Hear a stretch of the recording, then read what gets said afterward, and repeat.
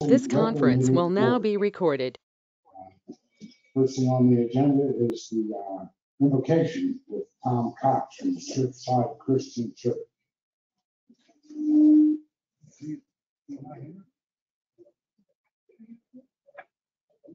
Okay. He's not here.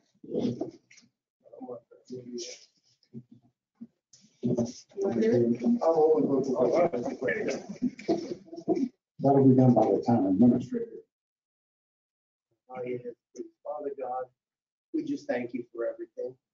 Your word says that nobody comes into power unless allowed by you. So I'm believing that everyone sitting up there is there because you placed them there and allowed them to be there.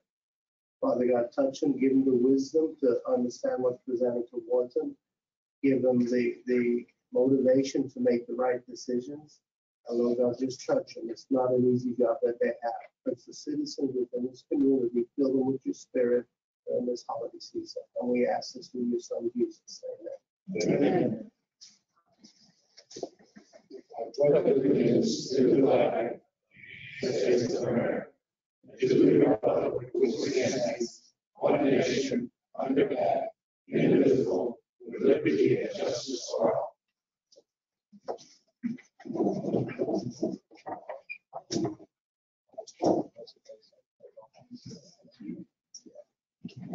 Before we get started tonight, I'd like to introduce you to Katrina Woodruff.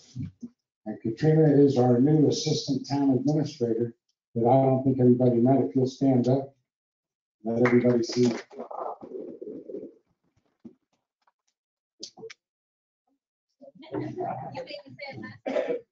I will now take motions relating to the agenda. Mr. Mayor, I'd like to make a motion to approve the meeting minutes from November 23rd, 2021 as presented. All right, that's for the minutes approved. Yes. Okay. Do I have a second? Oh, I'm sorry. Do I have a second on that? Yes, second. Okay. Mr. Staley, how do you vote? Yes. Holder? Yes. Keating? Yes. Yes. Krakow? Yes. And I'm yes too. So that's affirmative. The next thing is public comments, and these are public comments relating to the agenda. And each speaker has a maximum of 5 minutes to speak. So do we have any public comments? Yes, sir. Step forward. And state your name and address, please. Very white, 315 BUA Drive. I'm just curious, and maybe because I'm native and I don't know, but an item, the resolution, which is D, under business D, the 21-143, if somebody can explain before they approve that, why we need a retail recruitment training program to talk about. I'm just wondering why. Okay. Thank you. Are there any other public comments? Okay, moving right along, we're going to communications. The first thing on that is the Public Works Monthly Report by John Baker. Good evening, Mayor and Council and citizens. The monthly report for Public Works in November is as follows, and on our sanitation division, on the residential service, 25 cars were delivered due to overflow. Rental property replacement or new ownership. In November, we collected 396 tons of solid waste, 56 tons of mixed debris, 89 tons of yard debris, and 36.89 tons of recyclable. And that's pretty flat from last November, actually. In our street drainage division, we are mowing ditch lines, rights of way, Highway 17, and we are focused on drainage maintenance activities in the off season, which this time of year, November, December, we switch from grass cutting and beach activities mostly to maintenance of our drainage system, which is we're required to do under federal and state programs that we're involved with. In November, our public works assistant answered 254 incoming calls from various entities. Our grounds division has spent most of November installing Christmas lights throughout town, and they've also participated in the turkey trot and the Christmas parade and the Christmas tree lighting. Made that a nice event for everybody along with Rob. Our Fleet Maintenance Division, mechanics completed 66 repairs on town vehicles and equipment in the month of November. Also, 7 vehicles received preventive and scheduled maintenance. Also, the Dogwood Swash Culvert Bridge project reached substantial completion on November 24th, which we're all happy to hear, and we'll be closing that out shortly. If anybody has any questions, I'd be happy to answer them. Thank you. Does anybody have any questions? Yeah, Mr. Mayor. John, did you ever schedule, or are you planning to schedule a lessons learned on the Dogwood Swash with the engineer and the contractor as to how we may be able to foresee some of the issues the next time? Well, Maybe do a better job the next time? I have not scheduled one. I don't know how long we're going to be using this engineering term, number one. And I do recognize there's a couple of things that if they had they been in their bid package, it might have made the process a little bit easier. But having said that, there's also issues on all ends, the supply line issues, there was Grand Strand water and sewer issues that came up, there's contractor issues. They made assumptions they shouldn't have.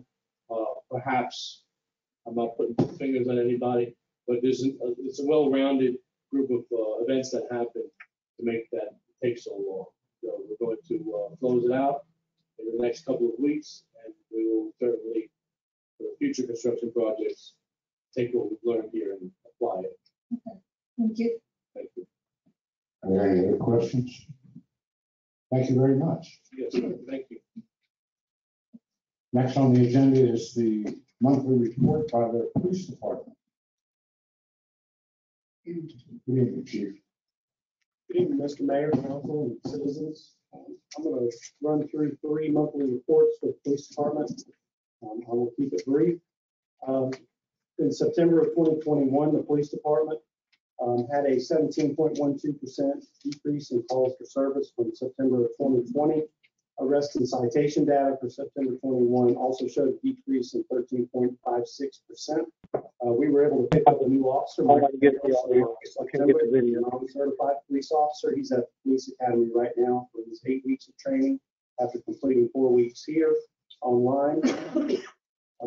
Officer Pinto and K9 SIP had 19 hours of training in the month of September.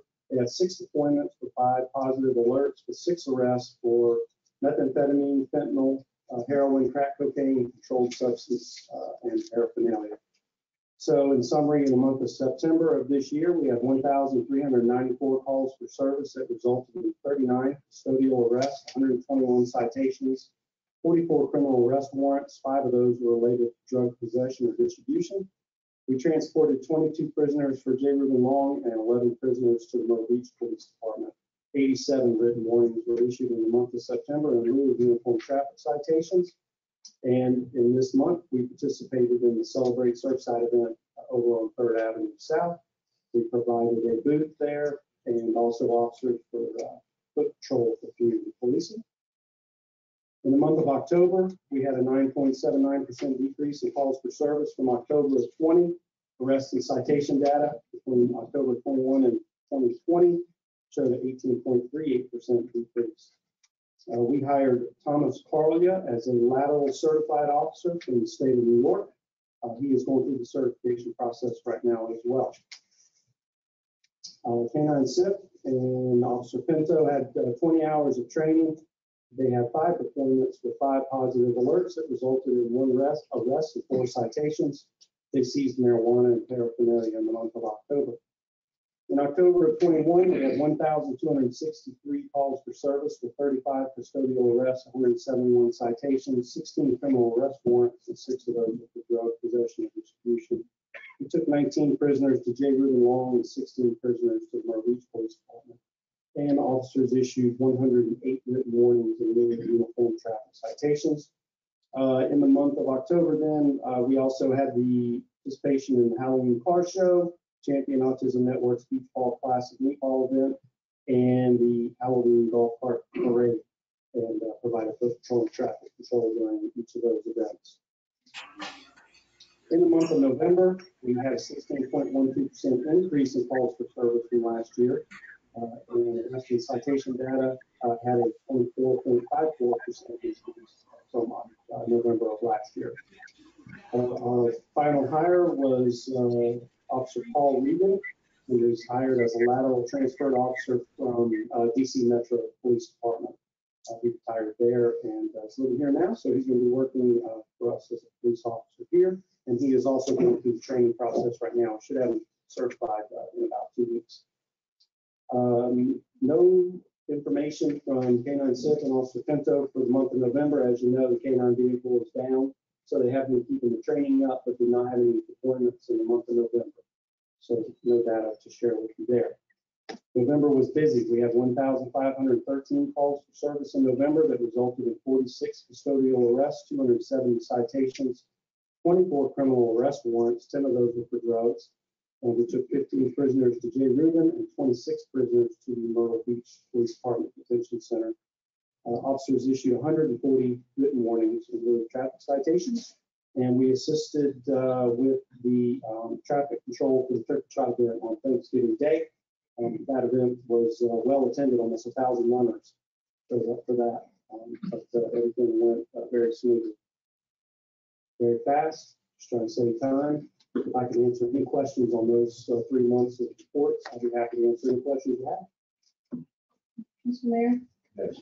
Chief, just a point of reference for the residents in my office. How do you determine whether you transport directly out to J. Rubin or you funnel through Myrtle Beach? Great question. Anytime we can go to Myrtle Beach, we always try to go to Myrtle Beach. It gets our officers there and back in about 25 to 30 minutes, so that's much more efficient. There are times, however, when, say, someone is a little too rowdy, then we'll take it straight to J. Rubin, and because we don't want to make ourselves unwelcome up in Myrtle Beach. Also, sometimes people need to go to the hospital before they are cleared to go to the jail, so we'll take them to one of the medical facilities in the area, get clearance, and then take them straight to J. Rubin Law Detention Center. That's usually the standard. And sometimes, if they have a lot going on up there, they just aren't accepting prisoners. If they have any critical events or anything going on up there, and then we'll head straight to J. Rubin. Okay, thank you. You're welcome. Any other questions? Yes. When will the K9 car be, I know you got the car, when is you gonna be back in duty?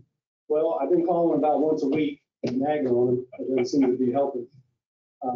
There is, like everything else, there's a supply chain issue on certain items related to the K9 upfit piece of it that is held up in the K9 insert for the car. So what we're hoping is we'll have it back in about 2 weeks. Okay. Is our hope.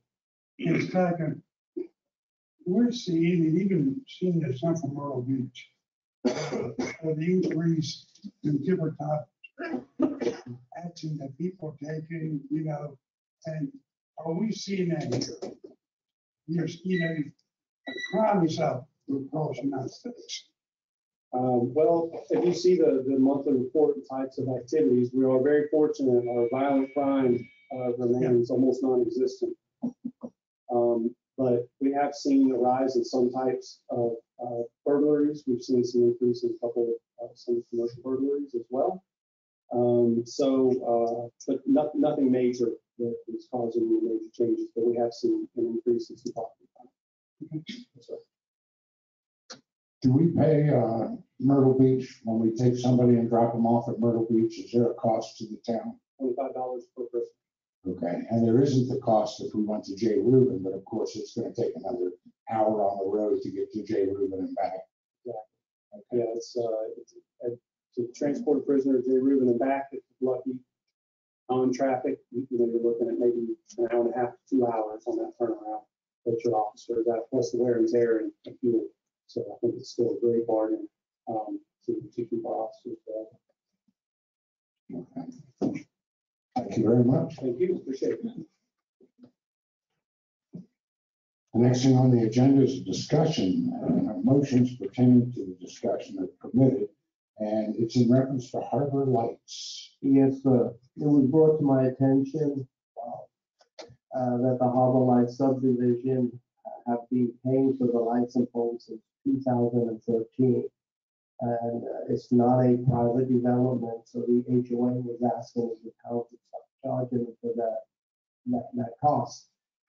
So I did a little research and found that in November 12th, 2013, We had a second reading and approval of ordinance number 130765, and it stated, an ordinance of the town of Surfside Beach providing the streets, drainage, and right-of-way in Harbor Light subdivision be dedicated to and accepted by the town of Surfside Beach. Whereas when replacement of lighting or lighting fixtures is required, standard lighting fixtures, poles and electric will be provided by the town. The town assumes responsibility for only standard fees for lighting fixtures, poles and electric, as well as other dedicated street within the town limits. So based on this, Harbor Lights is being paid approximately $3,400 per year for the decorative lights and poles. The issue that we have is this is not private property.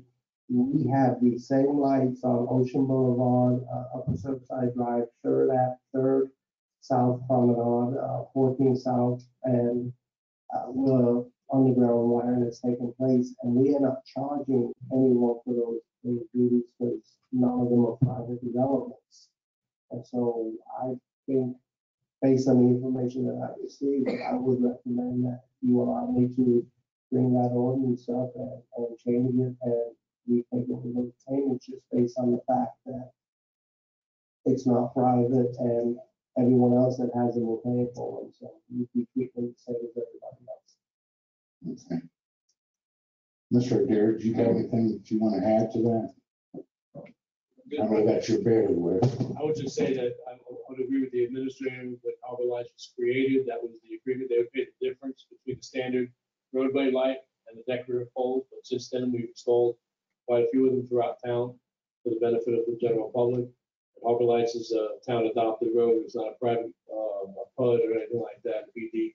So I think it would be the fair thing to do for myself. Are there any questions of council? Going forward, or we want to start 2013? No, we're going forward from today. Today, because there was an agreement when I was back. Okay. Mr. Mayor, Go ahead. so as a process, we need to go back with a new ordinance that amended the ordinance 13-0765, since we are changing the terms of that original agreement. So sometime in January, you'll be bringing forward the appropriate enabling ordinance that basically eliminates payments going forward. Exactly. Okay, thank you. Okay. Any other questions before we vote? Mr. Stanley? We need to vote. He's bringing the ordinance forward. Yeah, we're bringing the ordinance, so we'll vote on it when it comes back. Okay. So in the January meeting, you'll have an ordinance, and the ordinance is to remove the bill that we pay from here forward. Yes, sir. Okay.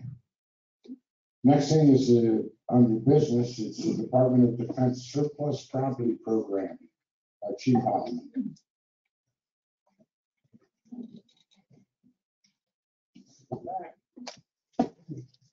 Mr. Mayor, Council, and citizens, what I've got here is a request for council approval to participate in the Defense Logistics Agency's 1033 Military Surplus Program. The program requires that the governing body authorize the police department to participate in this program. Just some facts. The U.S. Department of Defense makes surplus military property available to law enforcement agencies through the National Defense Authorization Act. As of 2020, about 8,200 federal, state, and local law enforcement agencies participate, including 8 agencies here in our circuit in Georgetown County, and also the State Law Enforcement Division. Participation in the program costs the town about $500 a year to participate. If approved by the Defense Logistics Agency, the approved equipment and supplies are transferred to the police department at no cost for non-controlled equipment. But delivery costs and transportation and logistics are the responsibility of the receiving agency. The police department have access to surplus vehicles, equipment, and supplies to support law enforcement initiatives and support the town in the event of an emergency or natural disaster. The police department may seek to acquire Could include safety and rescue equipment, generators, emergency operations equipment, vehicles, high water vehicles in the event of a hurricane, forward-looking infrared and night vision, training supplies, and surveillance equipment for drug enforcement operations are just some examples of some things that are on here. I will tell you that I had a typo in here. I included ammunition in here, and it's since determined that the South Carolina departments are not eligible for ammunition. So that was a typo there. I apologize.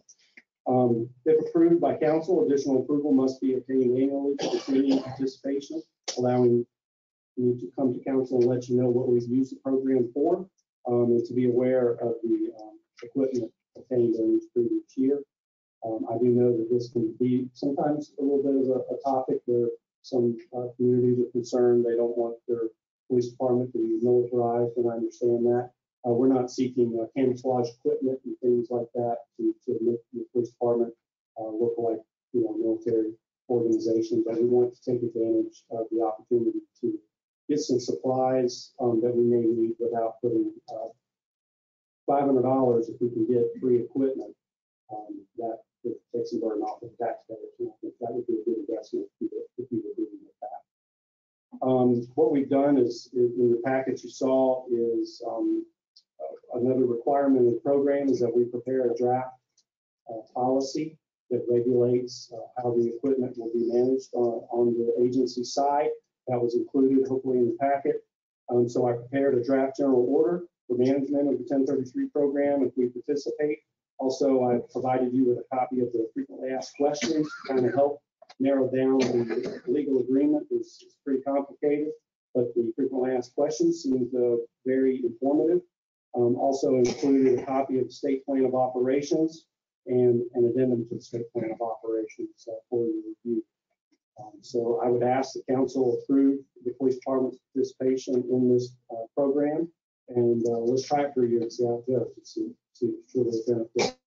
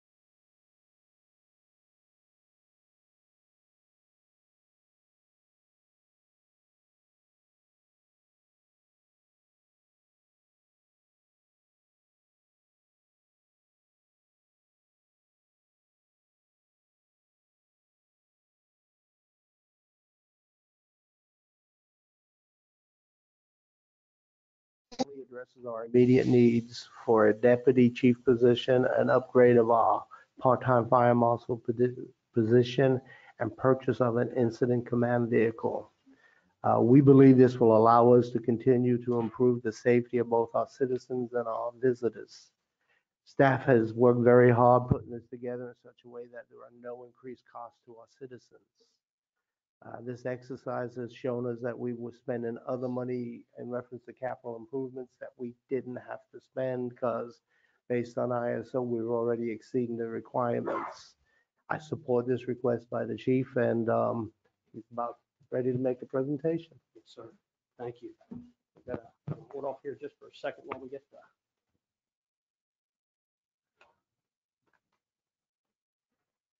Okay. Mr. Shanahan, do you mind logging into you? I hate to make you get up. Okay, all you and back and you do not look at my house. We may need some lights, Jim, too. Yeah. While he is doing that, good evening, Mayor Hellier and members of council, members of the community, and the career and volunteer members that you see behind me. I really do appreciate you all coming this evening as I go through this presentation to talk about some initiatives for the fire department. Thank you.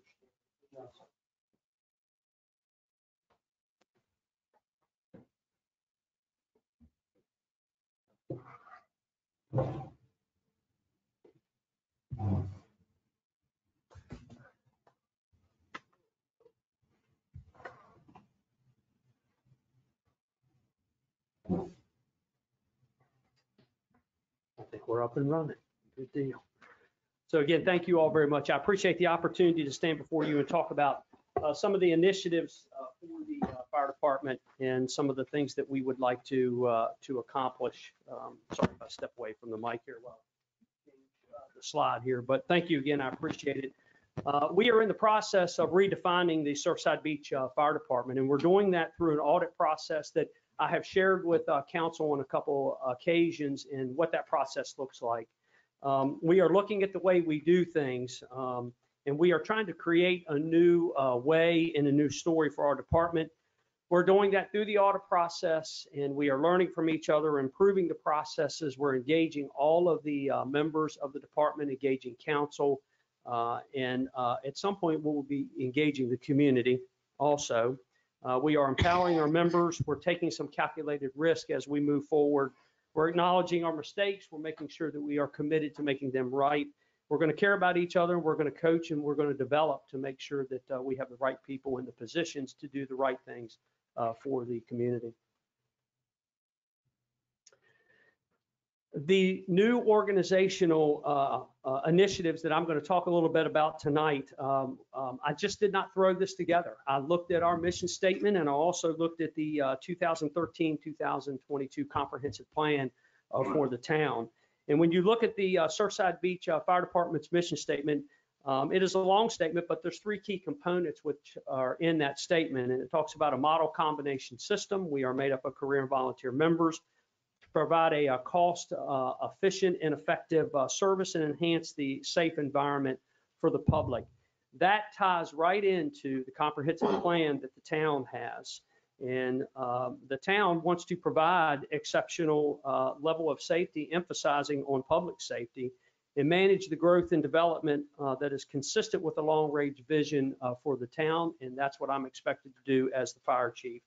When you look at the community facilities goal number 1, within the comprehensive plan, it talks about ensuring a high level of public safety for the residents and visitors alike. And there was three components in there that were talked about in that facilities goal. And that's an increase in staffing, continue equipment replacement. We have already done some of that with our self-contained breathing apparatus replacement in Rescue 56. And to expand technology and to keep up with mutual aid and other commitments from the information technology perspective. The purpose for this presentation is to approve 3 new organizational initiatives, and they are a deputy chief position, upgrade our part-time fire marshal position to a full-time position, and to purchase an incident command vehicle. To give you an idea of where we are right now with our current leadership organizational chart, you have me as the fire chief and you have 3 battalion captains. Of course, there's engineers that fall underneath that. Right now, Battalion Captain Larry Carter, who was the acting chief for a few months before I got here, has remained on day work. I have kept him on day work to help us run the organization.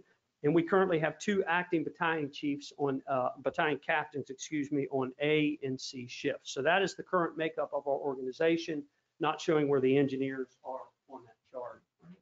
Our proposed leadership organizational chart is the fire chief. The deputy chief would fall underneath the fire chief and will report right to the fire chief.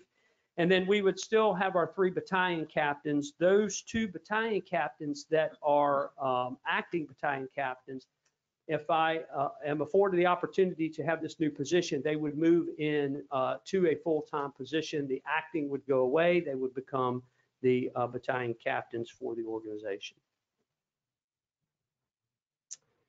So to talk a little bit about the deputy chief and to give some justification and context why that is such an important position, this is a reorganizational initiative and will not require a new hire. And I will promote this position within. I will promote Battalion Captain Larry Carter. He meets and exceeds all of the job requirements for this position, and I think he is well deserving of the position and to have an opportunity to fulfill this. We did have an assistant chief back in 2002 at the Surfside Beach Fire Department. Unfortunately, Mr. Tom Anderson passed away in 2002, and that position was never truly refilled at that particular time. I am just changing the name from assistant chief to deputy chief, but the roles and responsibilities will be very similar to what Mr. Anderson did back in 2002. Currently, there's no administrative span of control between the fire chief and the battalion captain. So when you looked at that organizational chart, it was the fire chief and then the shift work battalion captains. To effectively run the organization, I believe this is a needed position. When you look at the essential job functions for what the deputy chief will do, that is to serve as the operations chief, emergency response, and the staff rescue engine 56 when needed. That will also help us with our overtime budget. Supervision, guidance, and evaluation of the battalion captains. This deputy chief will collaborate with me on fiscal management and budget preparation and forecasting for the organization. We will ensure the daily staffing is met, and we will do that with in coordination with volunteer leadership with the Surfside Beach volunteer that are in the organization. And we will represent the department. He will represent the department at local and regional meetings, which we attend quite a few of those. It's very important for us to be in attendance and to know what's going on within the region. This position is an amended mid-year funded position. It is a budget projection for mid-year. This position actually, and the money that is tied to this will not be for the deputy chief. It will fill the firefighter position that moving Larry into a deputy chief position will create. That position, the salary and benefits is $30,000. Equipment and supplies is $2,700 for a total of $32,700. I did work with Mr. Shanahan and I worked with the finance director, Mrs. King, and the salary and benefits along with the equipment and supplies for this mid-year funded position will be absorbed into the existing budget. So there is no increase or cost to our citizens to fill this position.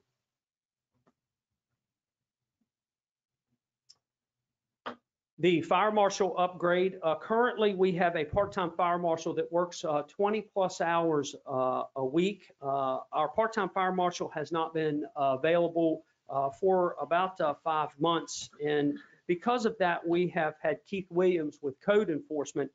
He has been filling in when available, and that filling in turns into about 30 to 35% of the time helping the fire department. I have relied on Keith a lot, and I appreciate his guidance and his help. We have needed him on many occasions. The essential job functions of this position will be to conduct investigations, inspection, program development and oversight, new business permitting, tactical surveys, which can also be termed life safety inspections, develop and review policies and procedures, and a liaison with PB&Z. some of the proactive responsibilities that I think are extremely important for a full-time fire marshal to complete. Is one of the primary reasons why we need to upgrade this position is for the proactive approach that we need to take in this town. And that is to serve as co-ISO manager, community risk reduction program, and to increase community involvement, prevention, and preparedness. We need to have a fire marshal in a program, a prevention and preparedness program that really educates, warns, and then cites. I think that is extremely important. We need to know the community. I will work closely with that fire marshal. So we are out in the community at different events that we can educate our folks that own restaurants, the condo owners. We can go to the homeowners associations and we can do those types of things. It's very difficult to do now. Again, this is an amended budget projection. The salary and benefits will be $15,000. The equipment and supplies are estimated at $6,000 for a total of $21,000. And just like the deputy chief position, this position, the salary benefits along with the equipment will be absorbed into the existing budget and will be no increased cost to our citizens.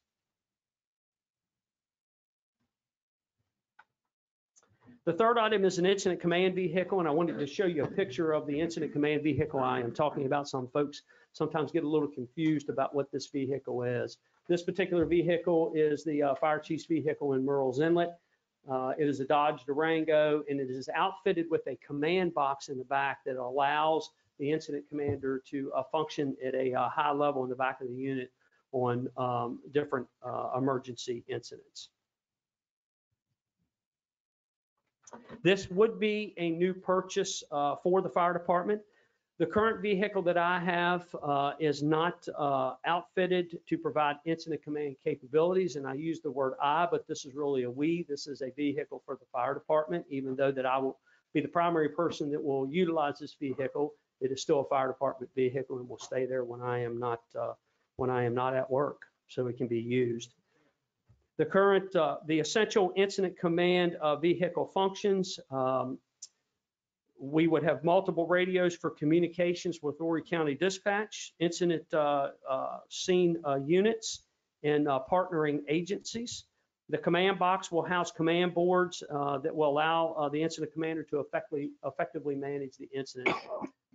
They include span and control, incident action planning, strategy and tactics, accountability of the personnel that are on the scene, resource management, and effectively use of our passport accountability system for firefighters working in an IDLH atmosphere or immediately dangerous to life and health atmospheres.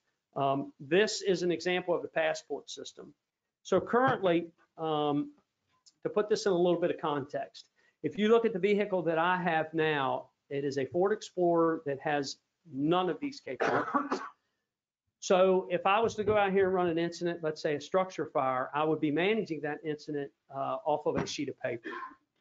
And we need to be able to effectively manage that incident using command boards, using the accountability system to be able to effectively track firefighters when they are coming up to scene through the passport system.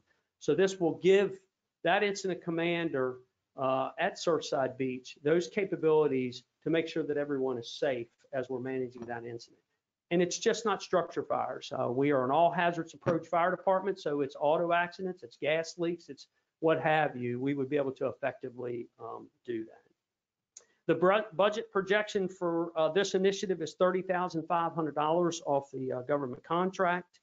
The command box and lighting package, the estimate is $9,500. We would need one radio. We actually have 2 radios that we would be able to use in the command box, so we would not have to purchase 3. That is $4,500 for a total of $44,500.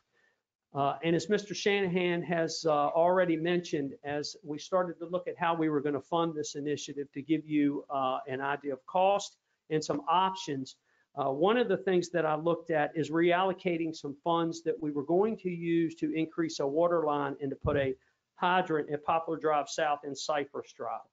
After meeting with the Water Authority, we have determined that we do not need that hydrant. We have proper fire protection in that area. that is the standard that ISO has set, and even better in some of those residents than what ISO has set at 1,000 feet.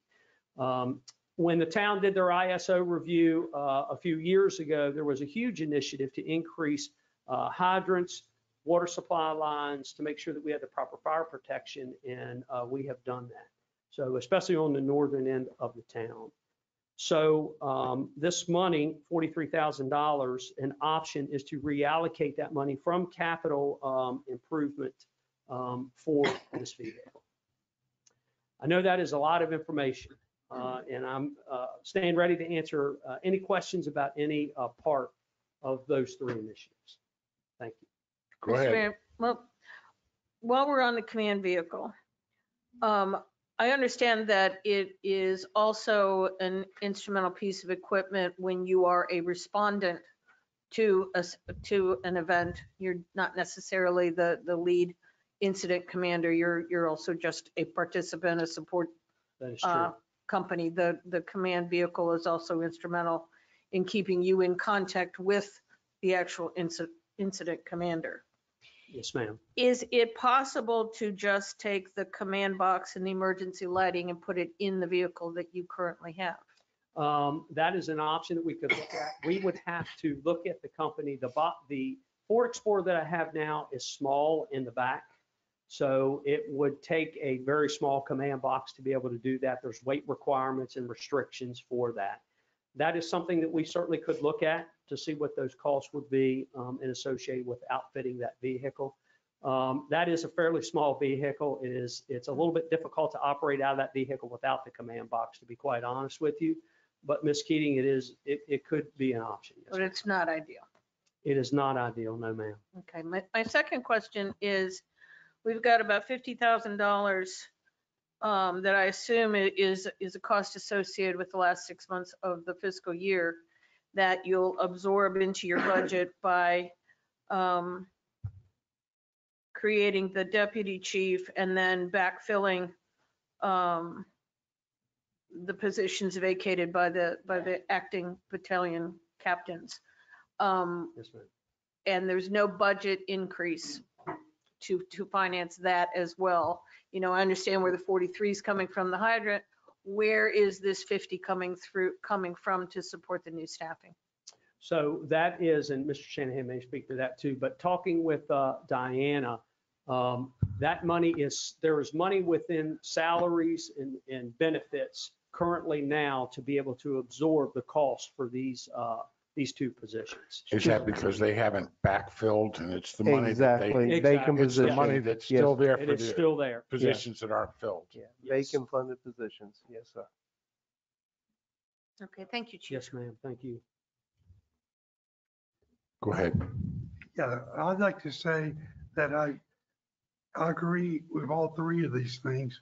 And it's great to see the fire department really get back to the training oriented department we were back at the turn of the century. And it's taken us quite a while to get back to that place. And we used to, I know that you'll be training people from all over Horry County and beyond here. And that's great. I think that when we do this, so that's good news. Yes, sir. And I appreciate that. And again, these are three initiatives of things that were identified through our audit. You know, as we went through that, of things that we thought were priorities. Now, you speak to the training, Mr. Holder, we are getting ready to hold, and don't hold me to this number, it's about 16 to 17 classes at the Surfside Beach Fire Department in 2022 that we have worked, you know, with the state training agency, and those classes are scheduled. And, you know, we want to be a fire department within the region that is a contributor. And I said this when I got this job, it doesn't matter how big we are, we still have to provide the same type of service that Horry County has to provide. Even though they may have a lot more resources, we need to be prepared for the incident when it hits our town. And training gets us there. Yeah, and second, the command vehicle, if you watch anything about any fires that you see these used everywhere. And Yes, sir. it would be very hard to do it from a piece of paper. I can imagine. And there's a lot of risk when we're doing what been doing, in protection of, and also liability for our town. So There is, yes, sir. This will allow us to be able to function in a capacity that creates a safer environment than we are right now with the equipment that we have as far as a command vehicle is concerned. And especially for the folks that are inside those buildings whose times are compressed anyway because of the type of construction and all of those things. Mr. Mayor. Yes. Chief, Yes, sir. the vehicle you got now, can you give us a little information on what you plan on doing with that vehicle? Yes, sir. Yes, sir, I can. That's a great question. So this vehicle will be an added vehicle, but the vehicles that we have now will be utilized. The vehicle that I have will go to the fire marshal. So Battalion Captain Carter, if we get the deputy chief position, he will be in the red pickup truck that we have now that he has been using since I kept him on day work as his vehicle. The vehicle that I have now, the white Explorer that you have probably seen, the fire marshal will move into that vehicle. So we're adding a vehicle, but it's not like we have a lot of extra vehicles there. So I thank you for that point, sir. We're not adding a vehicle just for it to sit around. It is a needed vehicle that will provide a function, and the other two will be utilized right from day one. Thank you, sir. Thank you. Any other questions? Somebody have a motion? Yeah, Mr. Mayor, I'd like to make a motion to approve Chief Clemens' request for the staffing modifications and also procurement of the incident command vehicle, understating all three scenarios are an offset to the existing budget, and we're adding all of about $1,500 by my calculations to the fire department budget. I second. Okay. Any other discussion before we vote? Mr. Stamey, Yes. Holder, yes, Keating, Yes. Kreklaw, Yes. Yes. and I'm yes. That's skinking. I do know your name. You can call me Bill, you know. All right, so that passed unanimously. Thank you very much. congratulations. Thank you so much for Congratulations, that. Larry. By the way, I'd like to say that I like your putting this up for everybody to see. We have it here in front of us. I like for all the people to see this. Thank you. Give that credit to Mr. Shannon. Well, You did a good job presenting it. All right, next thing on the agenda is the Keep Surfside Beautiful food drive. Yes, sir. She is not, Tabitha is not here. But right before this meeting started, I was briefed that based on the way they're doing this, they really do not need council approval to do this. This is something that can be approved and worked on at staff level. So I just want you to know that there is a winter food drive coming up, and we hope all our citizens participate in it. And thank you. Okay. Next thing on the agenda is the resolution 21-143 MASC Recruitment Training Program. Yes, sir. This resolution is a direct response to our goals and objectives, our marketing plans, and Highway 17 development. This is an application to the Municipal Association Retail Recruitment Program, and it consists of working with a retail coach and visiting a retail event at the end of that where they actually have retail businesses that are looking for places to come, and hopefully you can bring them.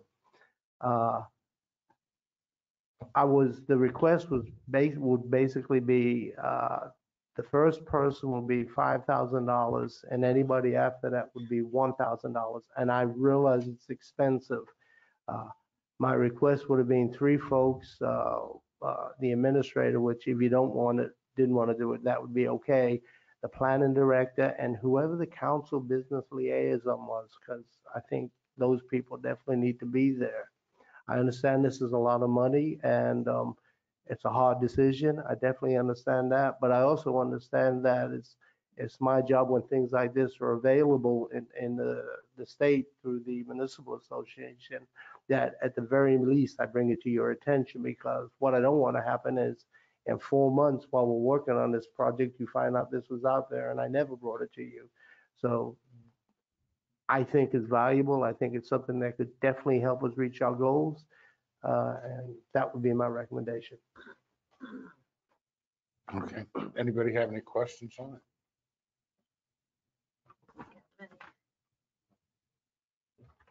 Yeah, Mr. Mayor, so, I tried to look up on the Municipal Association website as their description of this training. And to say the least, it's quite cryptic. It does talk about doing market evaluations, looking at your demographics, what types of businesses are best suited and so forth. I'm just not convinced this is significantly different than what we've had multiple universities do for our town over the past decade or so. We've got a Clemson study, we've got a Coastal Carolina study.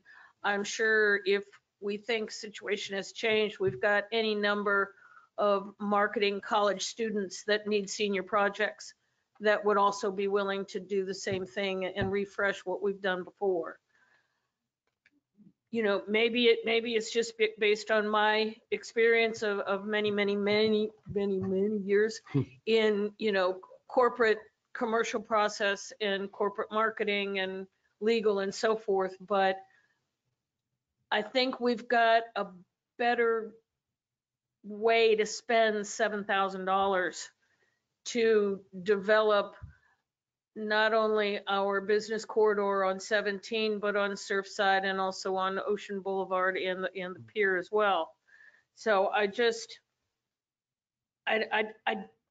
I'm saying I'm not prepared to vote on this tonight, just because I'd like more information about exactly what is the expectation and results of this training versus what we've seen. We've got town demographics, we've got town commercial viability studies. We've done all those things before. And from what I'm seeing on the municipal site, that's kind of the results of these training classes. Now I understand there's also 6 or 7 of them. I'm assuming all 6 or 7 are included in the $7,000. Yes, ma'am. And I think, I'm sorry, go ahead. No, I'm not convinced that we will get the appropriate benefit for the cost of this particular program. I'm okay. Because I think we've got some of the answers already in our back pockets. We just have to find them again. I know I've got at least 2 of them on my computer at home. So they may not all be 100% applicable to where we are today, but the principles are there. And I just don't think we need to reinvent that wheel. And if we do, I'm sure there's a ton of college students that need a project. I'd be more than willing to do it for free. Are you wanting to table this? Yeah, I would recommend that we just table this for now, maybe bring it back up after we establish a peer committee, because that's one of the other key factors in businesses for the town. What are we going to do with the peer? We've been waiting for a few months to actually start establishing a peer committee. And maybe we can get that done before going into committee appointments in January, late January. Plus, we haven't figured out who the representative for the business committee is on council yet, so. And so I just think it's a little premature to address it at this time. So yeah, I would recommend we defer it for at least until the end of January. I would second the table. Okay. Any further discussion before we do that? Well, I'd like to add one thing. Go ahead. For 2022, the application deadline is December 22nd. So if we table it, it's basically dead. But I don't have a problem with that either. I believe that we could get in on it next year or even do something like Ms. Keating says, is have a college student that wants a thesis or a project. The biggest thing to be gained probably is the contacts that you would make at trade shows. Yes, sir. And I do think it's a little early for that even. So that's just my 2 cents worth. And honestly, I understood this was a long shot, but in saying that, I'm not saying that I don't think this is worthwhile, because I do, because if I didn't, I would have never brought it up. But again, it's one of your goals, and if we don't do it, it was brought before you, and y'all made an objective decision, and that's how government's supposed to work. Mr. Mayor, we haven't tried this. We tried the other stuff and it hadn't worked. We got a lot of empty buildings out on 17. We need to fill those. Okay. Microphone. Hello. I just feel like that we tried the universities. We've tried other things that haven't worked. I'm not opposed to trying something new. Yes, it's $7,000, but that's an easy payback. And if it works, but if we don't try it, we'll never know whether it works. I mean, I'm willing to wait, but I don't want to just forget about it altogether. I mean, maybe we can't get into it until next year, but that's fine. Okay, we have a motion on the table. No, we don't. No one Didn't- made a motion. What about you did? No, we just I talked thought you about did too. just deferring it. Okay, So we don't really have to vote on it at all. Correct me if I'm wrong, Elise, but That's actually completely correct. Council doesn't have to make a motion to take any action. If they're, so we're not going to make a motion on it, and we're just going to let it go, and we can always. we'll discuss it. If you'll bring more information to it, we might review it at a later time.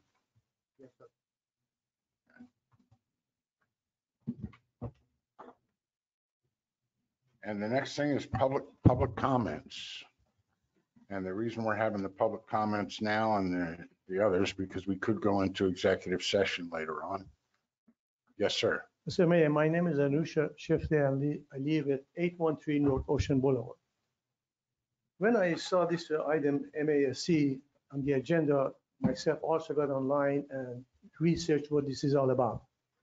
I also contacted the organizers and I talked to a few people that they did go through this and they are working on this. In my opinion, this is not for a small coastal community of Surfside Beach. If you're a town that we are looking for trade shows, convention events, we want to bring people, attract them by the shopping things, that's a different story. But people don't travel to Surfside Beach for shopping. They come here for safe beaches, clean beaches, safe environment. And we can achieve that by, the providing as we currently providing. Also, this is not the only time they offer it in 2022. The first one is as the gentleman said, 22nd of January, 22nd of this month is the application for the January session. There are 3-day session. Each session they offer two classes. So there are 3 trips to Colombia for the 6 sessions that you have to take.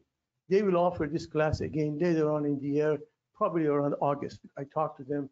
They are organizing these. But what I gathered from conversation with those that organize it, this is mostly for larger communities that they want to bring other businesses to town, not for a small community like ours. It's just my opinion. Right. Thank you, sir.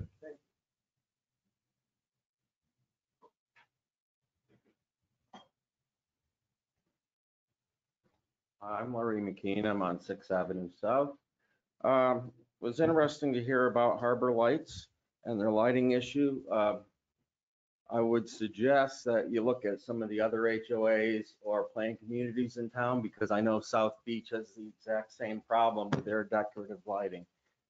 In my opinion, you can't treat one group better than the other, so maybe you ought to take a look at what else is in town and come up with something that applies equally to everybody.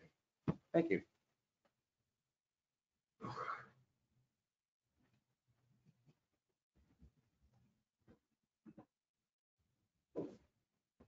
Good evening, Mayor and Council.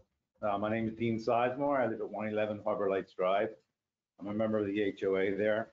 I'd like to starting by thanking Administrator Shanahan, Director Adair for doing due diligence, looking into this matter, and Mayor and Council for possibly taking a positive action in this in January. We're a community that treats everyone fairly and equitably. I think that it's very, very important that we look at this, that it's the right thing to do. It's funny, I follow another citizen that comes up to speak about the other communities or HOAs in the area, but I don't know that they have the exact type of lighting situation that we have, with being the lights in the right of way for the utilities. So that may be one of the small differences I'm not sure on. If I could continue on a different area, Chief came up this evening and gave a beautiful presentation. I'm retired, 38 years firefighter service, not here in this town or this state, but in the state of New Jersey. And I was a safety officer for 22 years out of that 38 years. Just the system that he's talking about, going into the command vehicle, it's not the question of saving minutes, it's seconds. And the seconds are lives in the firefighting business, the same as your police, EMS, or any other civil service like that. Please, please take this as a very large credit to the chief, to this community, and this mayor and council for voting that you would follow through on what he's doing. Appreciate it. Thank you. Are there any other public comments? All right, we'll move now to town council comments, and we'll start out with Mr. Stamey. I'd like to thank everybody for coming out and all the people that's listening. We're going to have another year coming up. It's going to be a lot of things going on in town. I hope everybody keeps participating, keeps coming out, keeps listening, because that's very important. Listen to what's going on in this town. Make decisions, or let us know some decisions that you'd like to have changed or made or looked at. I think we got a council now that we'll look at some things. And besides that, I'd like to wish all of you a Merry Christmas and a Happy New Year. And I appreciate all our staff, our fire department, our police department, our maintenance department, every one of you. I appreciate you. You just don't know how much we do appreciate and depend on y'all for this town. It takes everybody to run. And on that, Merry Christmas and a Happy New Year, and God bless Surfside. Mr. Holder. I just want to start out by saying Merry Christmas to everybody. We're getting to the holiday season now, and it was great to see the turnout we had for the Christmas tree lighting. I think that was the largest turnout that we've had to a Christmas tree lighting, and it was very good. And it was very positive. I think the park worked out great, and it was a great event. Also, I want to thank you to the firemen that are here tonight. I like seeing all of you here. Some of you, first time I think you've been here. So thank you for coming. And I feel very strong about this. My brother-in-law was Tom Anderson, and it's great to see that position coming back and doing the type of things that he did. So I'm happy about that. And Larry, I'm excited for you in your new position. But I want to thank everybody for coming out tonight, and thank you for the great job that all the presentations tonight, and everything went great, and we're done early. So thank you. Ms. Keating. Yeah, I want to thank everybody for coming out. It's great to see a full house finally after a couple of years of COVID, having everybody so scattered about. Also, I also want to thank Chief Clemens and congratulate Captain Carter. You know, well-deserved, good job. I've been very impressed with how he's handled the fire department and done his evaluations and created the teamwork and the vision going forward for the team. I think we can all learn something from that. Like Mr. Holder said, you know, the tree lighting was an absolute Hallmark movie, if there ever was one. Robert, you did a fabulous job. I want to thank you for that. The Christmas parade was one of the best attended that I've seen. Once again, we ran out of candy. We need more candy. We say it every year. We need more candy. Well, Chief Clemens finds money everywhere. Just talk to him. But we're not over for our holiday celebrations. Robin, please correct me. Robert, correct me if I missed something. This Sunday, we have the fire department and Santa going around town visiting the communities, and we'll make a couple stops at Fuller Park and also at All Children's Park at 10th South. Saturday, we start with breakfast with Santa. He must love Surfside. He's here every weekend. We're at the Golden Egg. That starts at 9 a.m. and I think you need to pre-register for that, do you not? And followed by the Christmas golf cart parade at, I believe, 1 o'clock. And we will be headed southbound on Ocean Boulevard. We'll go across the new Dogwood Swash. That'll be a big celebration right there. We should have extra fans there. Yeah. So this is our last meeting in 2021. So I want to thank everybody for their support and their constructive criticism and comments and input throughout the year. I look forward to 2022. So with that, I just want to wish everybody a very Merry Christmas. Enjoy your holidays with your families and friends. Have a very safe and happy New Year's Eve. And we will see you come the new year. Thank you. All right, Mr. Crackline. Well, I'd like to say thank you for everyone coming out. It's nice to see a lot of people out in the crowd. I hope everybody stays involved in their local government and send emails. That's how I make my decisions. And I guess just everybody have a good holiday and we'll see you next year. Mr. Kinkin. I want to thank everyone who attended and the meeting or tuned in. We live in a great town and I'm glad to see so many people participating. I want to thank our public safety teams, our public works team, and our that they keep us clean, the town clean and safe, but I also want to thank our staff for all the hard work they do behind the scenes to keep this town running smoothly. We never thank them enough. So when you see them, tell them how much you appreciate them. I mean, we have some great people working for our town and really do a great job. Chief Clemens, I didn't realize you were going to strong arm us. You brought all these wonderful people in here, and, but I'm happy to see them. And I also want to ask, who is in charge for our weather? We have had every event that we've had perfect weather. September was cool instead of hot. November, December was warm instead of cold. I think we just had great weather. I don't know how that happens, but maybe it's just because we live here. A special thanks to KSBB and Mr. Bloomquist for all the tree lighting event. It was wonderful. I actually left, went to dinner and came back and participated again. I really enjoyed the music, the trolley rides, and the fact that there were so many people there. Same way with the parade. I was blown away at 1:30. You couldn't find a place to park on the boulevard. It was already taken up. So, I just very pleased with all the turnout and how many activities, wonderful activities we've had. And finally, my wife and I want to wish everyone a Merry Christmas and a Happy New Year. Thank you. Well, this has been a great time of year. I think that the fire department, I'm just impressed that, not only the chief who gave us a good presentation, but he has the support of his department.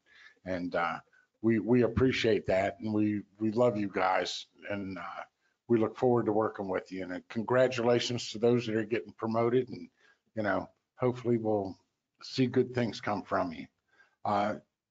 This has been a season of all sorts of good stuff, and I can't give enough praise to Public Works.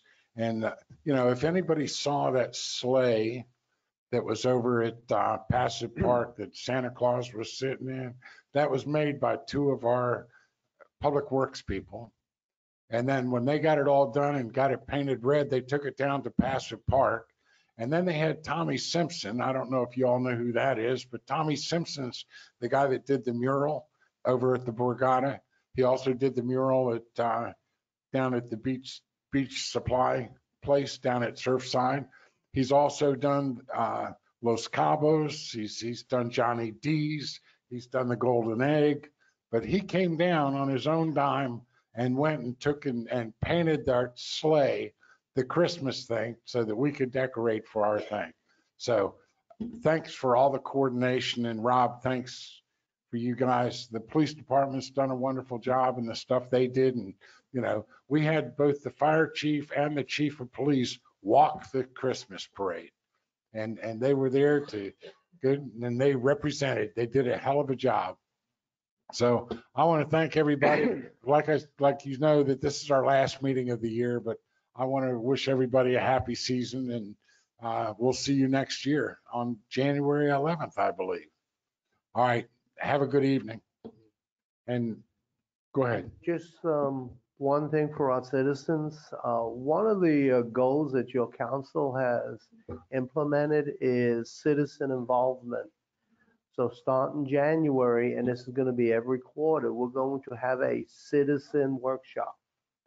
The goal is to have our department heads here to give a 5-10 minute presentation on what they're doing in their departments. I was going to tell you all about it tomorrow, guys, but seeing that we got a bunch of people here, I figured that I'd talk about it now.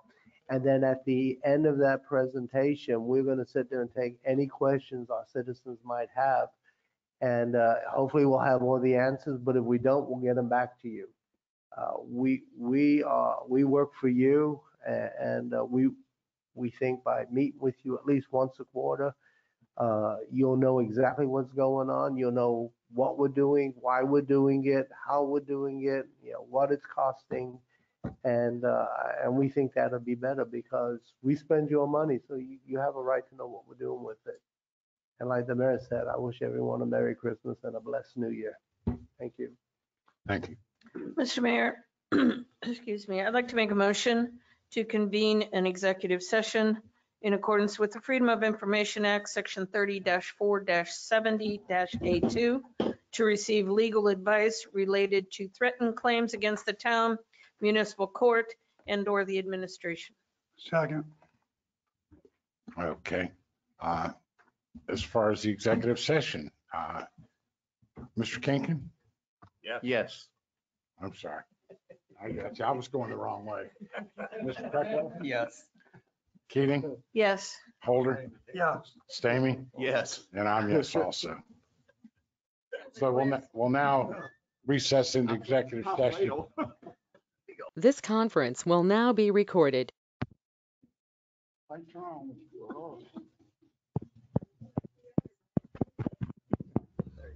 Whoa. Okay, it's now 9:14. Mr. Mayor, I'd like to make a motion to reconvene the public session of Town Council meeting of December 14th. Second. Okay, all those in favor? Aye. Aye. We will now be in open for the town council meeting again. Mr. Mayor? Yes. I'd like to make a motion to give Bill the authority to extend the contract with Lanier for another year and with the, No. Authorize the administrator to negotiate a contract with the parking vendor. I'd like to authorize the administrator to give another year, No. negotiate a contract with Lanier, No, with the parking vendor. with the parking vendor. No names. Okay, do I have a second on that? Second. Okay. Mr. Sammy, how do you vote? Yes. Holder? Yes. Keating? Yes. Creckwell? Yes. Kinkin? Yes. And I'm a yes too. So that passed. And I need a motion to adjourn. Mr. Mayor, I make a motion to adjourn this meeting. Second. All right, all those in favor? Aye. This meeting is adjourned.